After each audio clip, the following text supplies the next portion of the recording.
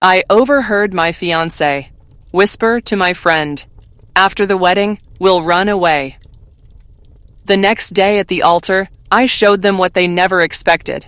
Hi everyone. Before we get into today's video, I need your help. We've noticed that the channel's reach has been dropping a bit, and one of the best ways you can support us is by subscribing. It's quick, free, and helps us keep bringing you new and interesting stories. Your support means the world to us, and together we can grow this channel. Thank you so much. Now let's get to today's story. I'm writing from a temporary account for obvious reasons, and I've changed some details to protect my anonymity. I should have known something was wrong when Marcus started insisting on ivory roses instead of the blush pink peonies I'd dreamed of since I was 12. But love makes you accommodate, doesn't it? Love makes you say, "Of course, darling," when your fiancé suddenly develops strong opinions about flower arrangements he'd never cared about before. I should have known when he became oddly secretive about the guest list, claiming he wanted to surprise me with some additions. When Sophia, my maid of honor and best friend since college, started having hushed phone conversations that ended abruptly whenever I walked into a room. When Marcus began working late 3 nights a week, always on projects that seemed to evaporate when I asked about them the next morning. But I was Catherine Wells, the woman who could spot a discrepancy in financial reports from across the room, who'd built a consulting firm from nothing, who never missed a detail. Except, apparently, when it came to the 2 people I loved most in the world, systematically dismantling my life. The irony wasn't lost on me, even in those final days before what I thought would be the happiest day of my life. I was planning a wedding to a man who was planning to leave me, with the help of a woman who'd held my hair while I vomited after too many tequila shots, who'd listened to me cry over every heartbreak before Marcus, who'd been the first person I called when he proposed. 3 days before the wedding, I was supposed to be at the final dress fitting. Vera Wang's atelier on Madison Avenue, where I'd spent an embarrassing amount of money on a gown that made me feel like the heroine of my own fairy tale. Silk mikado with hand-sewn pearls cascading down the bodice, a train that whispered against marble floors like promises. But I'd left my phone at Sophia's apartment the night before. We'd been addressing the last batch of thank you notes for wedding gifts, drinking wine and laughing about how Martha Stewart's organization tips were apparently written by someone who'd never actually planned a real wedding. I'd driven back to her brownstone in Brooklyn Heights, using my spare key because she wasn't answering her phone. I found them in her kitchen. Not kissing, not in some dramatic embrace that would have been almost forgivable in its passion. Instead, Marcus was leaning against her marble countertop, the one I'd helped her pick out last year, while Sophia sat on the bar stool I'd given her for Christmas, and they were talking about me like I was a problem to be solved. "The wedding's in 3 days," Sophia was saying, twirling her wine glass. Red wine, a Barolo I'd introduced her to. "We stick to the plan. I'll go through the motions as maid of honor, you say your vows, and then we leave for the airport Sunday morning. She'll think we're on separate honeymoon trips." Marcus laughed, actually laughed. "By the time she figures it out, we'll be in Tuscany. The place you booked looks incredible, by the way. Much better than that resort in Belize she picked. I told you she had boring taste." Sophia's voice carried that particular tone she used when she thought she was being clever. 2 years of pretending to care about her color schemes and flower arrangements. God, Catherine can be so predictable. "The prenup will make things complicated," Marcus said, running his hand through his dark hair, the same gesture that used to make my heart skip. "But my lawyer says if she files for divorce first, we can claim irreconcilable differences. Make it look like her choice." "She'll be too humiliated to fight it," Sophia replied. "You know Catherine. She'd rather disappear than deal with public embarrassment. Remember when she got passed over for that promotion and didn't tell anyone for 6 months? She'll probably sell the business and move to Vermont or something equally pathetic." I stood frozen in her hallway, my hand still on the door handle, watching my life reshape itself into something unrecognizable. The Hermes bag Marcus had given me for my birthday hung heavy on my shoulder, suddenly feeling like evidence of my own stupidity. 2 years. Sophia had said 2 years of pretending.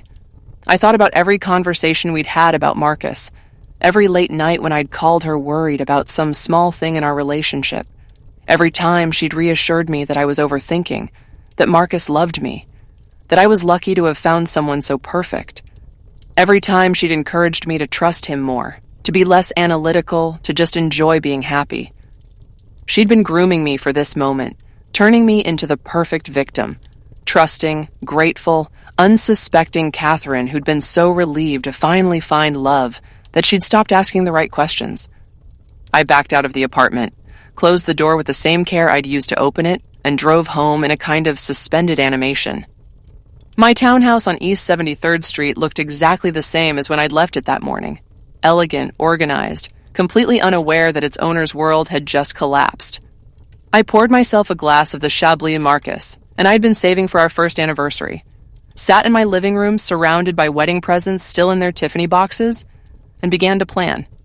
Not a breakdown, not a confrontation, not a dramatic scene where I threw things and screamed about betrayal. I was Catherine Wells, and Catherine Wells didn't fall apart. She got even. The first thing I did was call my lawyer. Not about the prenup. Marcus was welcome to try explaining that to a judge after what I was planning, but about other matters. Business protections, asset transfers, things that needed to be handled quietly and quickly. The second thing I did was contact my friend David, who worked in private security. David, who could find information about anyone, who'd helped me vet potential business partners, who asked no questions when I requested a complete dossier on Marcus's finances and recent activities. The third thing I did was go to my dress fitting and smile while 3 seamstresses fussed over the perfect fall of my train. "You look radiant, Miss Wells," the head seamstress said, pinning a final adjustment to the bodice. "I've never seen a bride look so confident." I studied my reflection in the 3-way mirror. The woman looking back at me didn't look like a victim.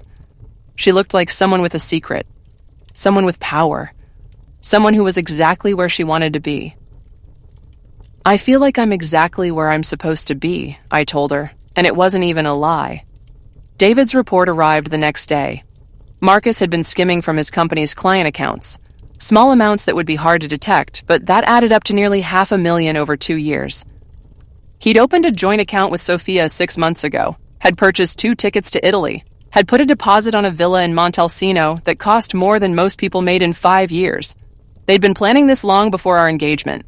I was their exit strategy, the wealthy fiancé whose prenup would be void in case of adultery, whose business connections could be useful until they no longer needed them, whose trust fund would make an excellent cushion for their new life together. I felt something cold and bright settle in my chest, something that wasn't quite anger and wasn't quite relief. It was clarity, pure and sharp as winter air. The day before the wedding, Sophia arrived at my house with her dress and an overnight bag, claiming she wanted to spend our last night as single women together like we used to in college. "I can't believe tomorrow's finally the day," she said, hanging her burgundy silk bridesmaid dress in my closet next to my wedding gown. "Are you nervous?" I was arranging the boutonnieres in my refrigerator, ivory roses and eucalyptus, Marcus's choice, and I turned to smile at her. "Nervous? No, I don't think so. I feel like everything's finally falling into place." She laughed and opened the bottle of champagne I'd put out. Dom Perignon, vintage 2008, a gift from my father. "You always were the calm one.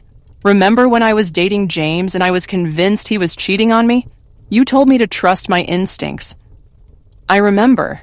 I accepted the glass she offered me. "You were right, weren't you? About James." "God, yes. Thank goodness I found out before I did something stupid like move in with him." She curled up on my sofa, looking perfectly at ease in my living room, surrounded by my things, preparing to destroy my life. "You're so lucky you found Marcus. He's completely devoted to you." I sipped my champagne and watched her perform this elaborate lie, marveling at how effortless she made it seem. No tells, no guilt, just smooth conviction that made me wonder how many other lies she'd told me over the years. "He is devoted," I agreed, almost obsessively so. "Sometimes I think he loves me more than I love him." This was a test, and she passed it exactly as I'd expected. "Oh, Catherine, don't say that. You two are perfect together. Soulmates. Anyone can see how happy you make each other." I went to bed that night, listening to her breathe in the guest room down the hall, and I didn't feel betrayed anymore. I felt dangerous. The wedding was held at the Rainbow Room, 65 floors above Manhattan, with views that stretched to New Jersey and Connecticut. I'd wanted something more intimate, but Marcus had insisted on grand gestures, The kind of celebration that would be remembered. He was right about that, at least. I woke at 6, had coffee and toast I couldn't taste, submitted to hair and makeup that transformed me into a glossy version of myself. The photographer captured every moment. Catherine getting ready, Catherine laughing with her maid of honor, Catherine looking radiant and blissfully happy. My dress fit perfectly, the silk cool against my skin, the train arranged in careful folds that caught the light. My something old was my grandmother's pearl necklace. Something new was the Louboutin shoes I'd bought specifically for this day. Something borrowed was a vintage Cartier bracelet from my mother, and something blue was a small sapphire pin hidden inside my bouquet.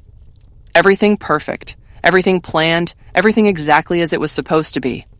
The guests began arriving at 4. 230 people, mostly Marcus's business associates and college friends, my smaller circle of family and close friends, and various society figures who attended these things as a matter of course. I'd spent months agonizing over the guest list, wanting to make sure everyone Marcus cared about would be there. I greeted them in the receiving line, radiant in my perfection, accepting congratulations and admiring comments about the flowers, the venue, the way the late afternoon light turned everything golden. Marcus looked handsome in his Tom Ford tuxedo, every inch the successful attorney marrying his successful consultant. We looked like the sort of couple who belonged in the society pages. Sophia stood beside me in her burgundy silk, the perfect supporting actress in this carefully choreographed performance. She'd done my makeup trial with me, had opinions about the menu, had thrown me a bachelorette party at a wine bar in Soho, where we'd laughed about married life, and she'd made toasts about friendship lasting forever. The ceremony was scheduled for 6 golden hour, when the light would be perfect for photos. I'd timed everything down to the minute, including what was about to happen. At 5:55, I excused myself to the bridal suite for final touch-ups. Sophia followed, as I knew she would, along with my other bridesmaids, my cousin Emma, Marcus's sister Jennifer, and my college friend Rachel, who'd flown in from San Francisco. 5 more minutes, Emma said, checking her phone. Are you ready? I looked at myself in the mirror one final time. My makeup was flawless, my hair perfectly arranged, my dress a masterpiece of construction and design. I looked like a woman about to marry the love of her life. I need a moment alone, I said, just to center myself. They filed out, Sophia squeezing my hand as she passed. You've got this, she whispered. This is your moment. Yes, I said. It really is. I waited 30 seconds, then opened my purse and retrieved the small envelope I'd placed there that morning.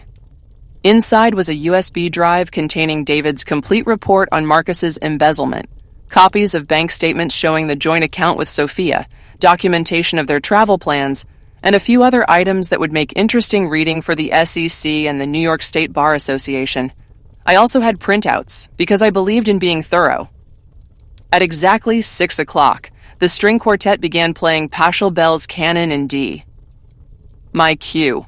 I walked out of the bridal suite, accepted my bouquet from Emma, and took my place at the back of the aisle. The doors opened, and I began my procession down the aisle toward Marcus, who was waiting at the altar with the officiant and his best man, his brother David, who I'd always liked, and who had no idea what kind of man he was standing beside. Every face turned toward me, every phone and camera capturing this moment, my moment, the culmination of months of planning and a lifetime of dreaming about this kind of happiness. I walked slowly, savoring it. Sophia was already in position at the altar, smiling her perfect bridesmaid smile. Marcus looked nervous but happy, the way grooms are supposed to look when they see their brides. The officiant, a friend of my father's who'd known me since childhood, beamed with paternal pride. I reached the altar, handed my bouquet to Sophia, and took Marcus's hands in mine. His palms were slightly damp, and I could see the pulse jumping in his throat. Behind him, the sun was setting over Manhattan, painting the sky in shades of gold and rose that my wedding planner had sworn would make the perfect backdrop. Dearly beloved, the officiant began, we are gathered here today to celebrate the union of Catherine Wells and Marcus Hamilton in holy matrimony. Marriage is a sacred bond, built on trust, honesty, and mutual respect. It is not to be entered into lightly, but with full knowledge of its responsibilities, and with the complete commitment of both parties. I felt Marcus's hands tighten on mine, saw Sophia shift almost imperceptibly in my peripheral vision. Before we proceed with the vows, the officiant continued, I must ask if anyone present knows of any reason why Catherine and Marcus should not be joined in marriage. If so, speak now or forever hold your peace. This was the moment in every wedding where everyone holds their breath for the dramatic silence that follows, the collective relief when no one objects, when the fairy tale can continue uninterrupted. But I had spent 2 days planning exactly what would happen during that pause. I turned to face the congregation, still holding Marcus's hands, my voice carrying clearly in the sudden quiet. "Actually," I said, my tone conversational and perfectly calm, "I do." The silence that followed was different from the usual wedding pause. This was the silence of 230 people realizing that something was going very, very wrong. I felt Marcus's hands go rigid in mine, heard Sophia's sharp intake of breath behind me. "I object to this marriage," I continued, my voice never wavering, "because the groom has been embezzling from his law firm to fund a secret relationship with my maid of honor, and the two of them have been planning to elope together immediately after our honeymoon." The silence exploded into chaos. Gasps, murmurs, someone's champagne glass hitting the floor with a crystal crash. I heard my mother's voice saying, "Catherine?" In bewilderment, heard Marcus's father making a noise like he'd been punched. But I wasn't done. I released Marcus's hands and turned to face him directly, noting how all the color had drained from his face, how his mouth was opening and closing without making any sound. "Did you really think I wouldn't find out?" I asked him, my voice still perfectly pleasant, as if we were discussing weekend plans. 2 years, Marcus. 2 years you've been stealing from Hartley Associates, hiding money in a joint account with Sophia, planning your escape to that villa in Montalcino. I reached into my bouquet and extracted the small folder I'd hidden there, among the sapphire pins and eucalyptus. "Bank statements," I announced to the congregation, who seemed frozen in fascination and horror.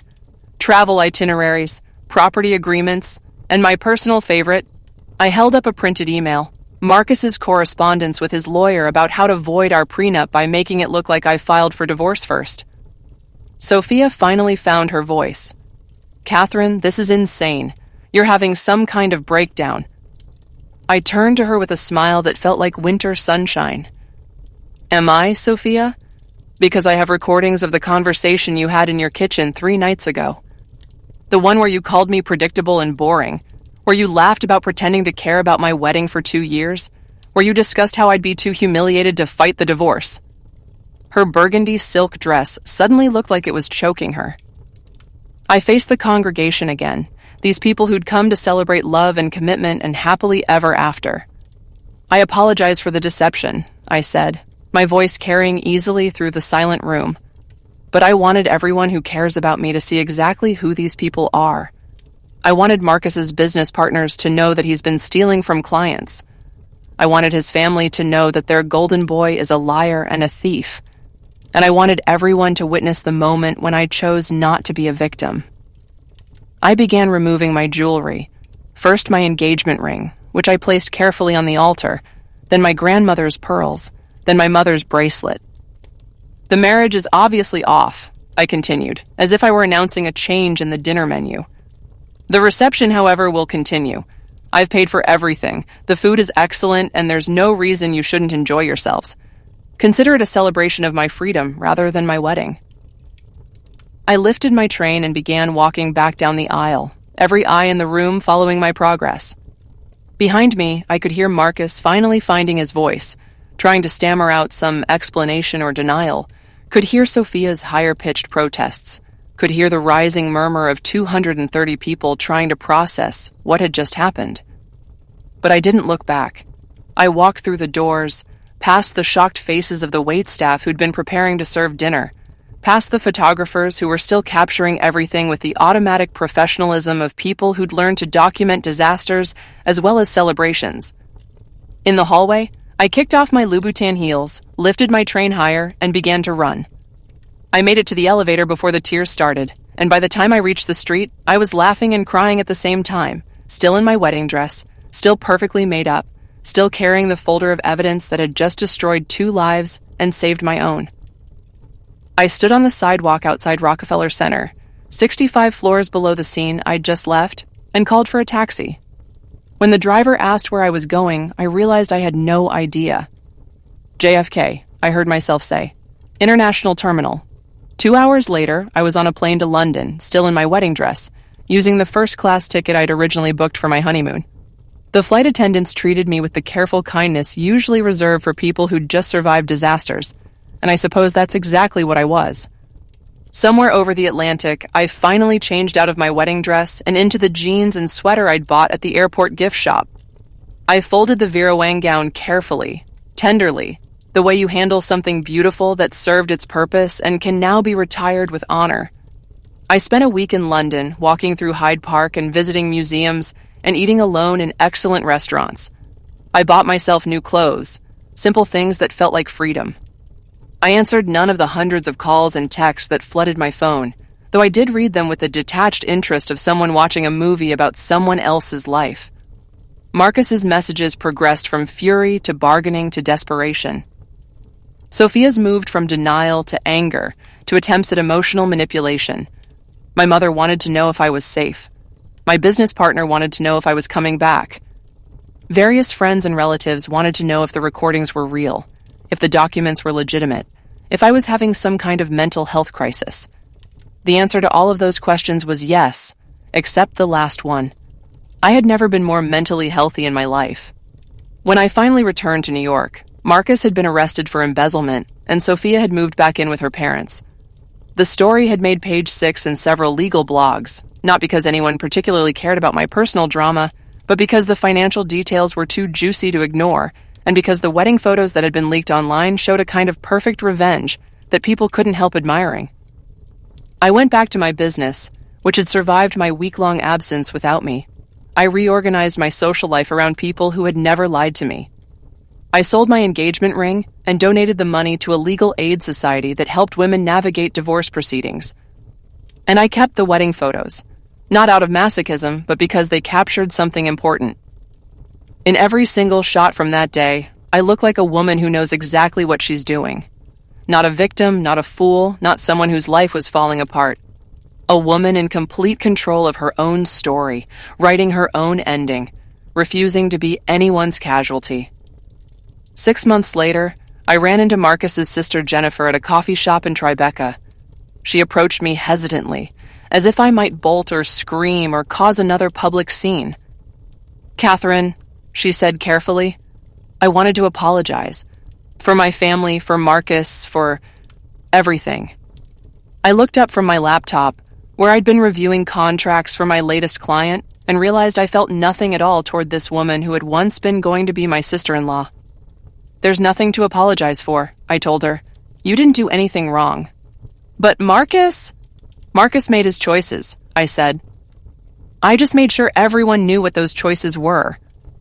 She sat down across from me without being invited, the way people do when they're determined to have a conversation. "Was it worth it?" she asked. "The public humiliation, the spectacle? You could have just called off the wedding quietly." I saved my document and closed my laptop, giving her my full attention. "Jennifer," I said, "your brother and my best friend spent 2 years systematically lying to me, stealing money, and planning to abandon me immediately after using my connections and my trust fund to set up their new life. They made me complicit in my own destruction, and they did it with such casual cruelty that they were laughing about how boring and predictable I was while they planned my downfall." I leaned back in my chair, remembering the cold clarity I'd felt that morning when I'd put on my wedding dress, knowing exactly what I was going to do. So no, I wasn't going to slink away quietly and let them paint me as the unstable ex-fiancé who couldn't handle commitment. I wasn't going to give them the gift of privacy for their betrayal. They made their choices publicly. Engagement parties, wedding planning, introducing each other to family. So I responded publicly. Jennifer looked uncomfortable, which I found satisfying. Besides, I added, it wasn't really about humiliating them. It was about refusing to be ashamed of something they did to me. It was about choosing not to protect people who'd spent 2 years destroying my life for their convenience. I stood up, gathering my things. "Marcus is facing felony charges and will probably be disbarred," I said. "Sophia has been fired from her PR firm and can't get another job in the industry. They're both living with their parents and will probably never be able to afford that villa in Italy they wanted so badly. So, yes, Jennifer, it was absolutely worth it. I left her sitting there and walked out into the bright afternoon sunshine, feeling the same weightless freedom I'd experienced on that airplane 6 months ago. That night, I had dinner with my friend Rachel, who'd flown back from San Francisco 2 weeks after the wedding to take me to the spa and make sure I was eating actual food instead of surviving on rage and coffee. Any regrets? She asked over our second bottle of wine. I thought about it seriously, the way I thought about all important questions. I regret that I was naive enough to trust them, I said. I regret that I didn't see the signs earlier. I regret that I spent 2 years of my life with someone who was planning to destroy me. I paused, swirling my wine, watching the light catch in the glass. But I don't regret what I did at the wedding. I don't regret making sure everyone saw who they really were. I don't regret choosing to leave on my own terms instead of being discarded like something inconvenient. Rachel smiled, the fierce expression of a woman who'd watched her friend survive something that should have destroyed her. You know what I think? She said. I think you gave the best wedding speech in history. Just not the one anyone was expecting. A year later, I was having lunch with a potential new client when she mentioned that she'd seen the video of my wedding online. You're the woman who exposed her fiancé at the altar, she said, and I braced myself for judgment, for the assumption that I was unstable or vindictive or damaged. Instead, she leaned forward with something like admiration. I've never seen anything so satisfying in my life, she said. The way you handled that, the complete control you had over the situation, it was masterful. My daughter showed me the video and said you were her hero. I smiled, remembering the weight of my wedding dress, the sound of my own voice carrying through that silent room, the moment when I chose my own ending instead of accepting the one they'd written for me. It wasn't about revenge, I told her. It was about refusing to be erased. And that was the truth, the part of the story that mattered most. I hadn't spent months planning the perfect wedding. I'd spent months planning the perfect revelation, the perfect reclaiming of my own narrative, the perfect demonstration that Catherine Wells was nobody's victim, nobody's footnote, nobody's casualty. I had written my own ending, chosen my own exit, orchestrated my own freedom. And it had been magnificent. 2 years after the wedding that never was, I was invited to another wedding, a college friend marrying her longtime boyfriend in a small ceremony in Connecticut. I almost didn't go, worried that my presence would make people uncomfortable, that I'd become the cautionary tale who haunted other people's happy endings. But when I arrived, something unexpected happened. Women approached me throughout the evening, not with pity or curiosity, but with a kind of respect I'd never experienced before. You probably don't remember me, said a woman I'd met briefly years ago at a gallery opening, but I wanted to thank you. My husband was having an affair, and I was planning to ignore it, to just smile and pretend everything was fine. Then I remembered your wedding, how you refused to be humiliated quietly, and I realized I deserved better than that. She raised her champagne glass in a small toast. I filed for divorce the next week. It was the best decision I ever made. Another woman, someone I'd never met before, introduced herself as a lawyer who specialized in financial fraud. I've been following the Marcus Hamilton case, she said. The way you documented everything, the precision of your evidence, it was brilliant. You basically did half our job for us. He's going to prison, 5 to 7 years. I felt a small, cold satisfaction at this news, but mostly I felt relieved that it was finally, completely over. Later that night, driving back to the city with the windows down and music playing, I thought about the woman I'd been 2 years ago. The woman who'd ignored red flags because she wanted love to be simple, who'd accommodated and compromised and made herself smaller to fit into someone else's idea of happiness. That woman had been intelligent, successful, accomplished, but she'd also been willing to be fooled because being fooled was easier than asking difficult questions. The woman I was now would never make that mistake again. Not because I'd become cynical or suspicious, but because I'd learned the difference between trust and naivety, between love and self-reassure, between compromise and capitulation.